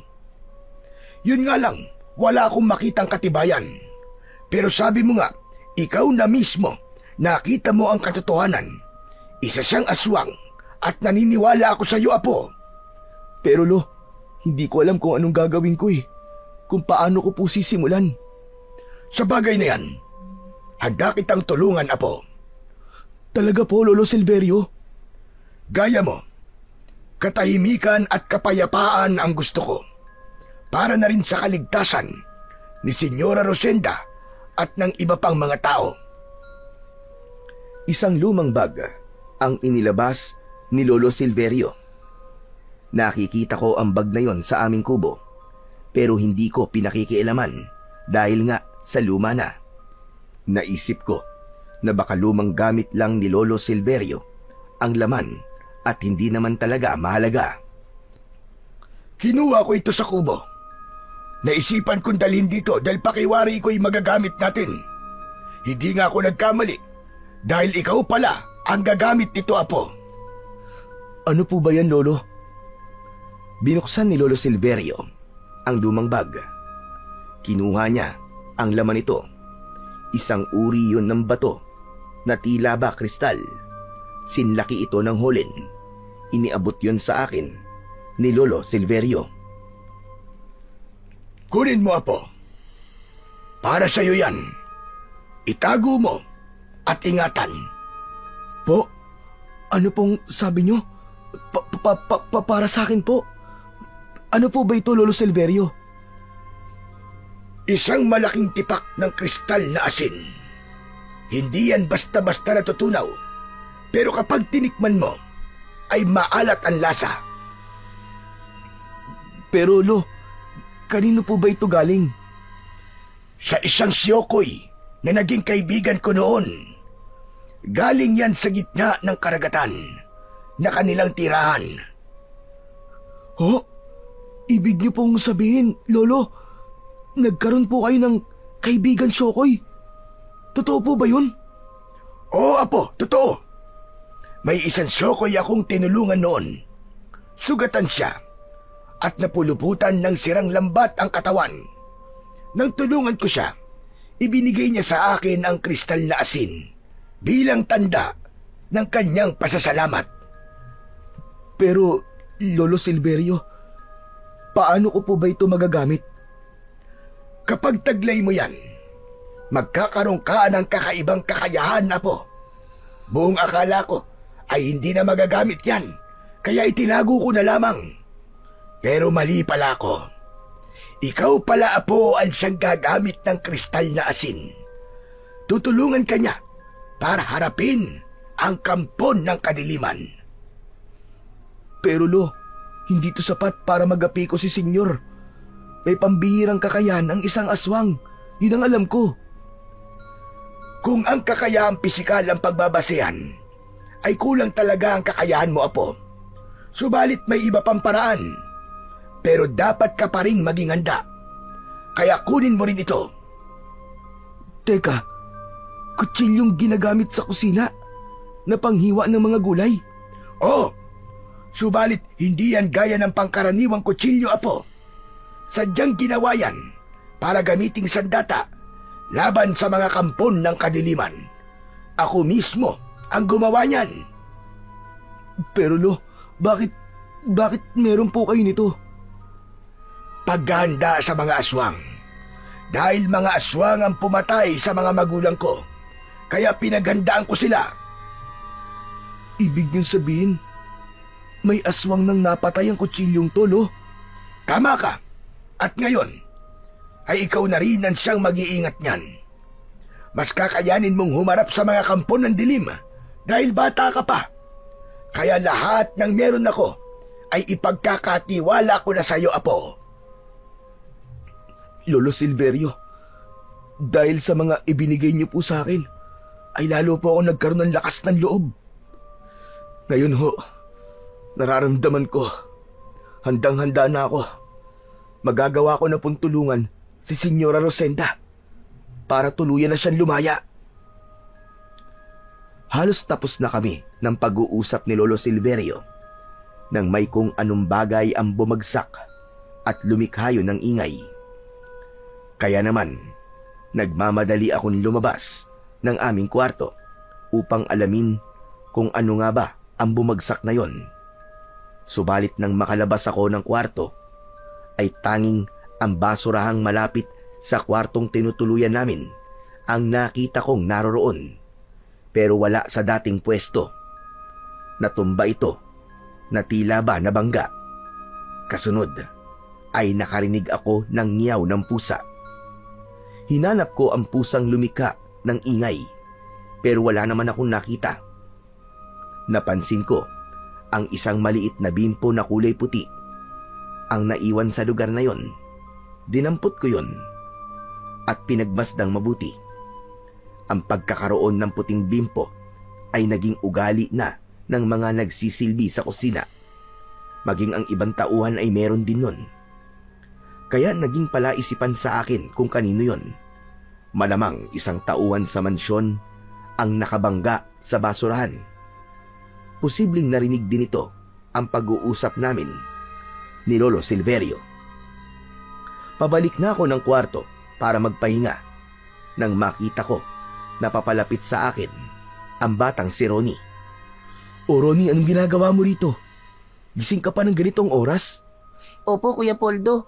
Minsan kasi hindi kagad ako makatulog eh. Oh, ba't lumabas ka pa ng kwarto mo? Inutusan kasi ako ni Lola Marcela. Kunin ko raw yung bimpo niya na naiwan. Malapit daw dito sa kwarto nyo. Ha? Teka, ito ba yun? Teka, aamuyin ko lang. Ito nga yun. Ganyan ang amoy ni Lola ko eh. O sige, Kuya Poldo, kukunin ko na to. Ibabalik ko na kay Lola. Sige, ibigay mo na sa lola mo. Pero sabihin mong hindi ang galing sa akin ha.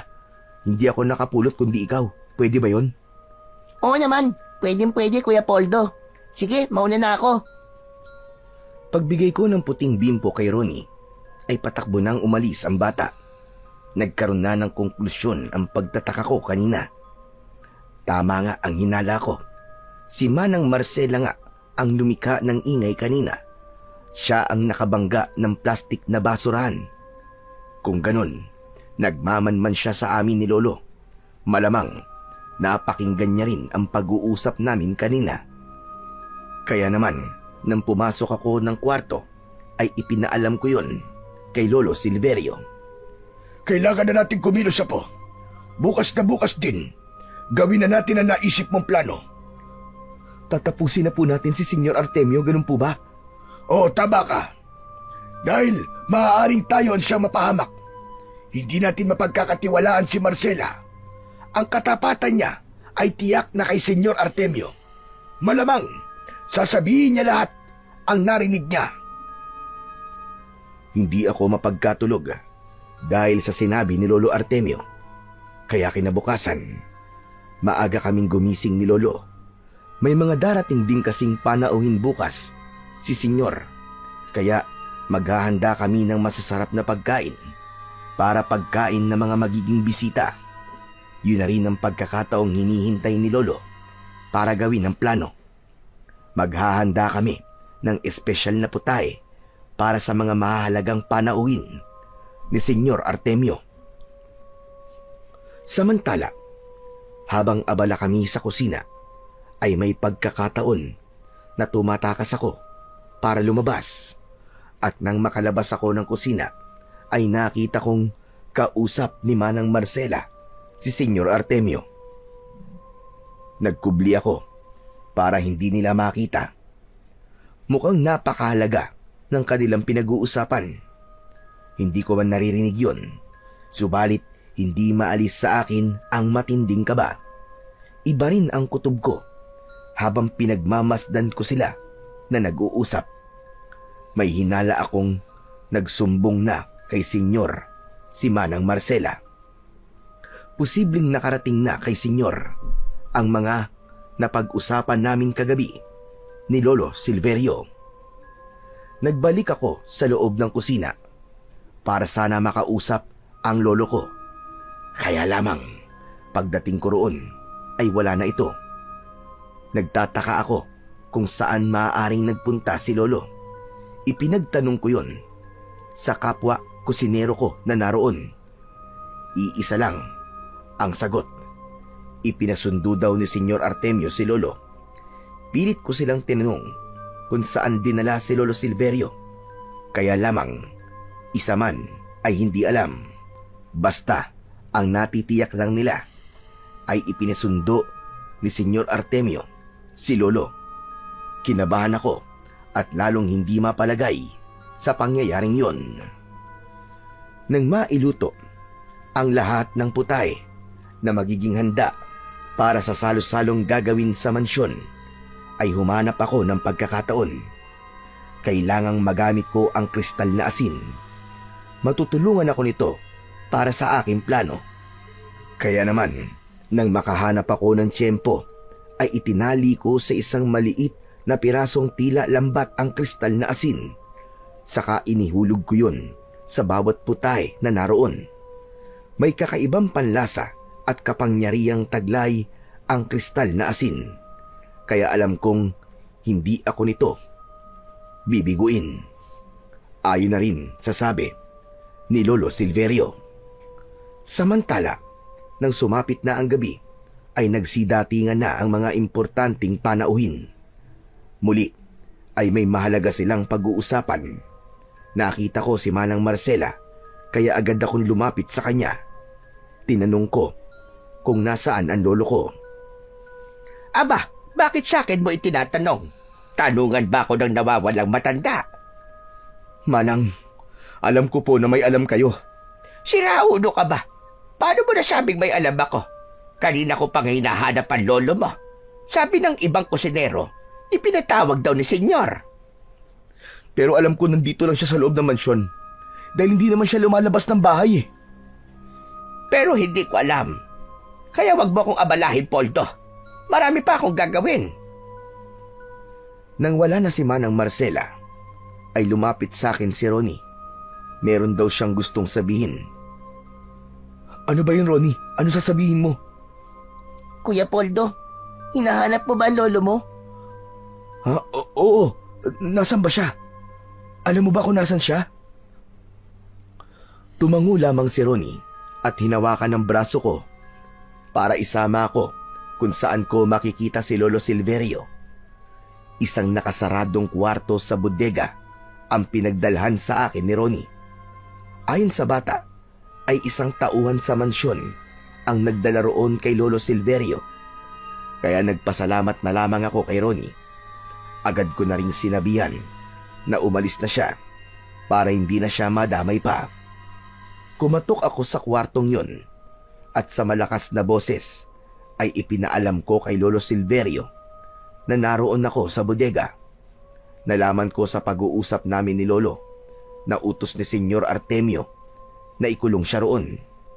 Nakarating na kay Senyor ang aming plano. Hindi ako maaaring magkamali. Si Manang Marcela, siya ang nagsabi noon kay Senyor Artemio. Subalit ang ipinagtataka ko ay bakit si Lolo Silverio lamang ang ikinulong sa bodega at hindi ako isinama. Maaaring may ibang plano sa akin si Senyor at yun ang ikinakabahala ko. Papalabas na ako ng bodega nang makasalubong ko si Senyora Rosenda. Kaya laking gulat ko at pagtataka. Senyora Rosenda, ba't po kayo nandito? Nakita kong pumasok ka rito sa bodega, kaya sumunod ako. Naku, baka hanapin ka ni Senyor. Abala na siya sa pagharap sa kanyang mga bisita, kaya hindi niya ako hahanapin. May inihanda siyang salo-salo sa mga bisita, di ba?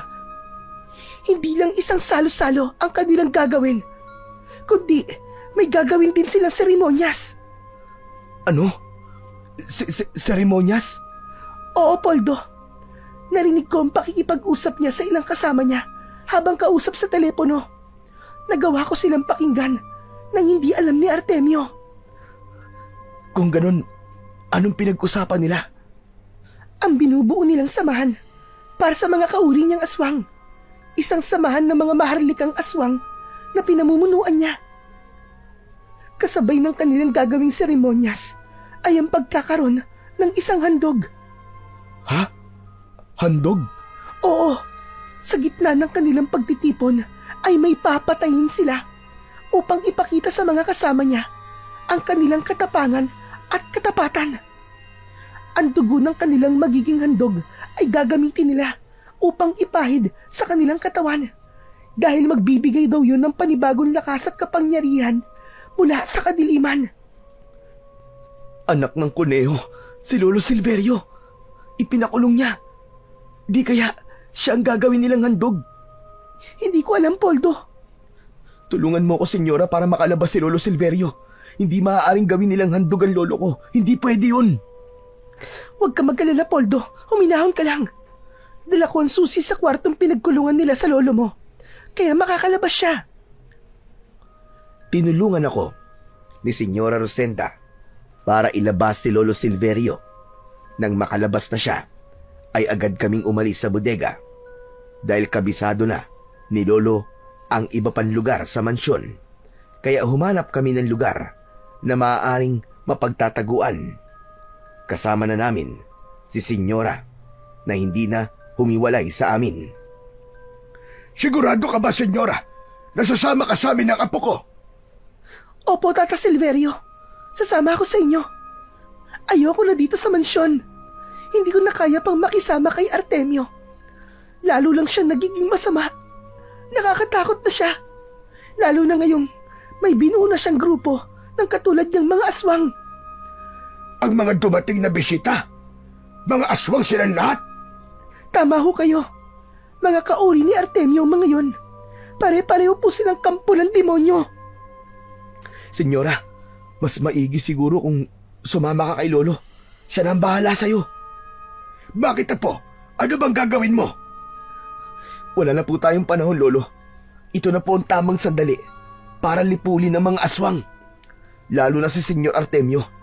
Kailangan ko nang gawin ang ipinangako ko sa inyo, Senyora, para ganap na po kayo makalaya. Maraming salamat, Poldo. Ngunit ang tanging magagawa ko lang ay ang ipagdasal ka para tulungan at gabayan ka. Apo, ang kristal na asin, huwag mong kalilimutan. Matutulungan ka niyan. Maging ang kutsilyong ibinigay ko sa'yo na gamit sa pagluluto. Yan ang magiging kakampi mo. Huwag ka mag-alala, Lolo. Dala ko po ang mga yon. Kaya nga, nakahanda na po kong harapin ang mga aswang. Iniwan ko na sina Lolo at Senyora Rosenda. Nagtungo na ako sa lugar kung saan ay gagawin ang salo-salo.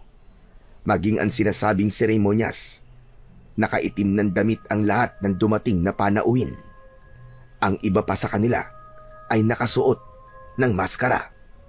Pilit na itinatago ang kanilang pagkakakilanlan. Kailangan kong gumawa ng paraan para makahalubilo sila na hindi nila nalalaman. Kaya naman, nag-abang ako ng lalaki na pupunta sa CR. Nag-abang ako ron. Nang makita ko na may lalaking nagtungo ron, ay agad kong sinundan. Nang tapos na siya sa paggamit ng comfort room, ay hinintay kong buksan niya ang pinto. Saka ko siya biglang nilapitan. Tinakpan ko ang bibig niya, saka ipinasok muli sa loob. Ilang malalakas na suntok ang pinakawalan ko sa kanyang muka at sikmura para mawalan siya ng malay. Nang mawalan na ng malay, ay hinubad ko ang suot nitong damit. Inalis ko rin ang suot ko at pinagpalit ko ang aming suot. Dahil nakasuot na ako ng itim na damit, may pagkakataon na para makalapit ako sa pinagdarausan ng pagtitipon na hindi nila nahahalata. Malaya akong nakihalubilo sa kanila. Pinagmasdan ko ang pagkaing niluto ko na binabaran ko ng kristal na asin. Nakahanda na yon at mamaya lang ay tiyak na pagsasaluhan nila. Nagsimula ng magsalita si Senyor Artemio. Nagagalak sa pagdating ng mga inimbitahang panauhin. Labis akong nagpapasalamat sa pagpapaunlak nyo sa aking ginawang imbitasyon. Gaya ng alam ninyo, ito na ang tamang pagkakataon upang buuin natin at palakasin ang binuo nating samahan. Katulad ng ibig dating mangyari, ay umpisa na ito para makilala tayo at patuloy na katakutan ang ating samahan.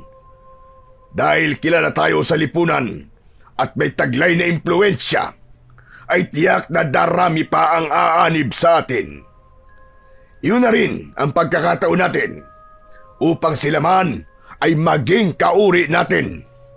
Upang lalo pang lumawak ang mga kauri nating aswang. Tayo ang magpapatakbo. Tayo ang bubuo ng pamahalaan. At tayo ang susundin ng mga tao. Kaya sila man ay nanaisin na ring maging katulad natin. Ibig lang sabihin nun, lalo tayong dadami at mas lalawak pa tayo at wala nang makakapigil pa sa atin. Nagpalakpakan ang mga dumalo sa pagtitipong yon. Sumenyas si Senyor Artemio sa ilang tauhang naroon. Nakita kong may iniutos ito at agad namang sumunod ang mga inutusan. Maya-maya lang ay nagbalik ang mga ito na may tulak-tulak na isang bagay na natatakpan ng itim na tela at inilagay yon sa tabi ni Senyor Artemio.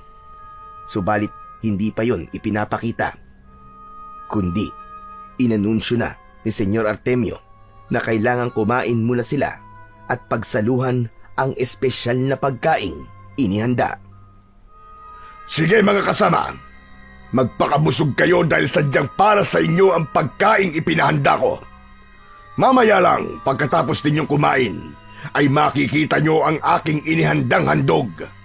Mula sa dugo ng ating handog ay mabubuo na ang matatag nating ugnayan para sa ating samahan. Dahil sa dugo niyang ipapahid natin sa ating katawan na sisimbolo ng ating pagiging isa. Upang hindi makahalata na hindi nila ako kasama, ay kumuha rin ako ng pagkain. Subalit hindi ko yun tinikman. Nakita ko rin si Senyor Artemio na hindi tumikim ng pagkain, kundi panayang inom lang nito ng alak hanggang sa natapos ang pagkain ng mga panauhin. Yun na ang takdang oras para sa kanilang handog. Isang mahaba at matulis na kutsilyo ang ibinigay ng isang lalaki kay Senyor Artemio. Mga kasama, heto na ang hinihintay nating sandali. Oras na para sa ating handog upang maipahid na ang dugo niya sa ating katawan. Inalis na ni Artemio ang nakatakip na itim na tela sa kanilang magiging handog. Hindi ako makapaniwala nang makita ko kung sino ang kanilang magiging handog. Nakaupo sa isang bilog na kahoy at nakagapos ang mga kamay at paa ni Senyora Rosenda. May takip din ang kanyang bibig. Ganun na lang din ang pagtataka ng mga panauhin. Bakit mga kasama? Nagulat ba kayo na si Rosenda ang aking gagawing handog? Dapat lamang yon dahil sinira niya ang pagtitiwala ko sa kanya. Hindi ko kailangan ng isang traidor at pinag-iisipan akong ipapatay. Pero bago pa mangyari yon, ay mauuna na siya. Kaya ngayon na ang araw na yon. Ang babaeng aking minahal, siya ang magiging handog natin. Itinaas na ni Artemio ang mahaba at matulis na punyal upang isaksak sa katawan ni Senyora Rosenda. Kaya lamang ay halos sabay-sabay na nagsigawan ang mga panauhin na nasa harapan ni Senyor Artemio. Hawak nila ang kanilang mga leeg at bumubulayon, kasabay ng pagkataranta ng mga panauhin, at pagbula ng kanilang mga bibig ay nagbago rin ang mga anyo nila. Kitang-kita ko ang pagiging aswang ng mga ito. Hindi naman naituloy ni Senyor Artemio ang pagsaksak sa nakataling si Senyora Rosenda dahil sa pagtataka kung bakit nangyari yun sa kanyang mga bisita. Lumayo ako sa mga panauhin na naging aswang dahil kailangan kong makalapit kay Senyor Artemio. Siya ang nararapat kong puntiryahin. Ang pagbula at pagkalason ng mga panauhin ni Senyor Artemio ay dahil yun sa kristal na asin.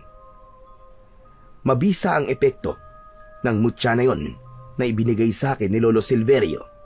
Dahil sa nangyayaring kaguluhan ay nakita ko rin ang pagbabago ng anyo ni Senyor Artemio. Naging isa siyang nakakatakot na aswang, isang halimaw na handang pumatay. Kung sino man ang may kagagawa ng kaguluhang ito, hindi ko mapapalampas. Alam ko nandito ka pa sa loob ng mansyon. Kaya pagbabayaran mo ang ginawa mong ito, hindi ka makapagtatago. Pagkatapos sabihin yun ni Senyor Artemio, ay lumabas ako. Hindi mo na ako kailangan hanapin pa, Senyor Artemio! Andito na ako sa harap mo! Hayop ka! Ikaw pala ang may kagagawa ng lahat ng ito! Oo! Dahil kailangan ng tapusin ang kasamaan mo! Ikaw rin pala ang dahilan kung bakit nagkaroon ng lakas ng loob si Rosenda para suwayin ako at pagplanuhan ng hindi maganda. Pangas ka! Ikaw na apo ni Tata Silverio! Pagbabayaran mo ang ginawa mong ito! Tama na, Satsat! Hindi ako natatakot sa'yo! Umpisa na natin! Agad kong inilabas ang hawak kong kutsilyo. Handa na akong lumaban ng sabayan sa kanya. Patay na kung patay. Ang lakas naman ang loob mo. Hindi ka naaabutan pa ng umaga. Nilason mo mga kauri ko. Sinira mo mga plano ko. Kaya pagbabayaran mo ang lahat ng ginawa mong ito. Magbabayad ka! Galit na galit at puro ungol ang ginawa ni Senyor Artemio na nasa anyo ng isang halimaw. Nakabuka ang bibig nito, kaya kitang-kita ang matutulis at malalaking pangil. Sige lang, senyor! Sumigaw ka pa! Umatungal ka pa! Sa palagay ko'y hindi ko na kailangan pa ang hawak kong patalim. Mapapatay kita na hindi ko kailangan magpakapagod at magpakahirap. Habang umaatungal ang halimaw, ay kinuha ko at hinawakan ng maigpit ang kristal na asin na ibinigay sa akin ng lolo ko. Kumuha ako ng magandang tiyempo. Kailangang hindi ako magkamali, kaya kinalkula ko ang layo ko sa umaatungal na halimaw. At buong lakas kong ibinato sa kanya ang kristal na asin. Tiniyak kong masushoot yun sa nakabuka niyang bibig. Yun! Sakto!